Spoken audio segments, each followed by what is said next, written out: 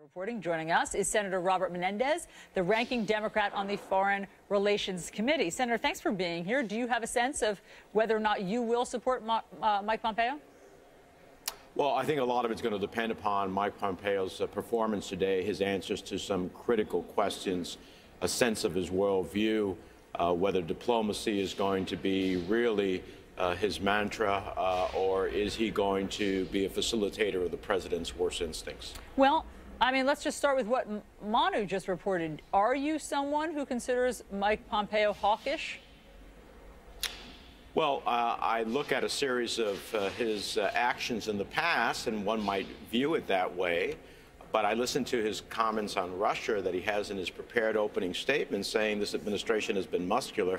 It has been anything but muscular. Congress passed overwhelmingly into the CAATSA legislation sanctions that are mandatory against Russia that still have not been implemented by the administration. So I think there's a difference between the rhetoric and the actions as he tries to paint the administration in a tougher light than what they've been on Russia. A president who can never even invoke Putin as someone who committed an attack on our democracy, but says that a judge who issues an order to go ahead and seek documents from his former lawyer is an attack on the country. So you have a totally different messaging here than what I've heard the President of the United States say. You met with Mike Pompeo on Monday, correct? Yes, I did. And did you pose any of these, concerns or reservations you have directly to him, and was he able to quell those? Well, I did. So I asked him for his worldview. I asked him about democracy as our first and most important line of defense. I asked him about what happens if you walk away from the Iran deal, what's the follow-on strategy. And look, he's very affable, he's smart, but at the end of the day, he himself would admit he doesn't have any deep substance in foreign policy questions, and I'm not sure that he's going to be able to give us a good sense and flush out some of the strategies, which is what this administration is critically lacking of, whether it be on Syria, on Russia, on China. This president works on impulses, not on strategies. And you can't work on impulse in a world that is so insecure as we find it today. And I do want to get to Syria in 1 second, but did he tell you that he wanted to get out of the Iran deal? Well, he basically said that, the president is pretty much focused on getting out of the deal unless he gets all the elements that he wants to, quote unquote, fix it. But the problem is that even if that's the case, the question is, what's the follow-on? If the United States unilaterally leaves the deal, and if we don't have our European allies with us, are you going to snap back the sanctions that I actually wrote? And if you do so, some of those secondary sanctions will affect our European partners. Do you expect them to comply?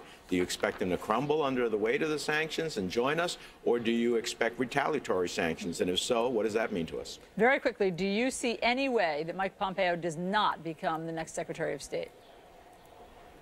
Well, that's really going to depend upon his performance today, and depending upon that, it will depend upon the vote in the committee, as well as then as it moves to the floor. So I think this is a critically important position to the nation's national security, and he'll have a high bar to meet. Okay, let's talk about Syria. So there's breaking news that we've just reported this hour, and that is that French President Macron says he has proof positive that the chemical attack, the chlorine attack, was launched by Assad on his own people. What do you want to see the U.S. response be? Well, what I've wanted to see the United States do for some time, what I've been advocating, is that the administration needs a strategy as to Syria. If we want to defeat ISIS, if we want to end the civil war, if we want to end the humanitarian disaster that Syria has become, then you have to have a comprehensive strategy. The president once before fired missiles at Assad for using chemical weapons. It didn't ultimately end the use of chemical weapons, as we have now seen. So a military strike is only one element of what is more important. We need to get a coalition of the willing to ultimately isolate not only Assad, but the countries that are propping him up, which is Russia and Iran. We need our Middle Eastern partners to be engaged, if they truly care about Syria, to begin to economically isolate Russia and Iran. So there's many elements of this that are lacking. I just don't see the president having a strategy as it relates to that. That's one of the issues we'll ask Director Pompeo. And whether you have that coalition, whether the U.S. has that coalition or not, should Congress have to authorize whatever military move is going to happen next with Syria? Yes, because there is a difference between the authorization to fight ISIS and now a military action, particularly if it's a prolonged one, that ultimately strikes at Syria for the use of chemical weapons. Look, the use of chemical weapons is barbaric, it's horrific, and it has to be dealt with.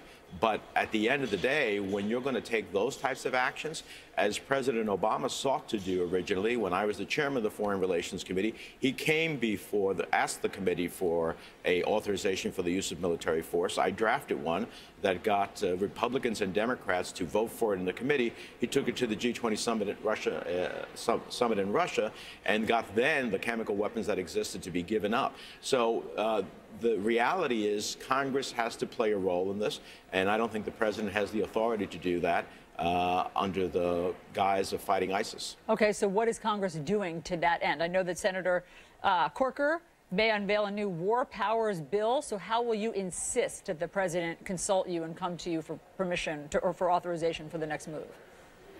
Well, the committee is soon considering a new authorization for the use of military force to undo the 2001 and other authorizations, to narrow it more focusedly, to not let an attack upon an associated force be considered an attack upon a state itself. Those are very important.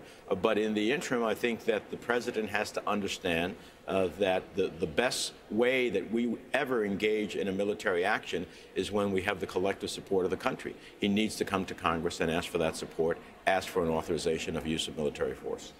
Senator Robert Menendez, thank you very much for being on with us and explaining your perspective on all of this. And stay with CNN.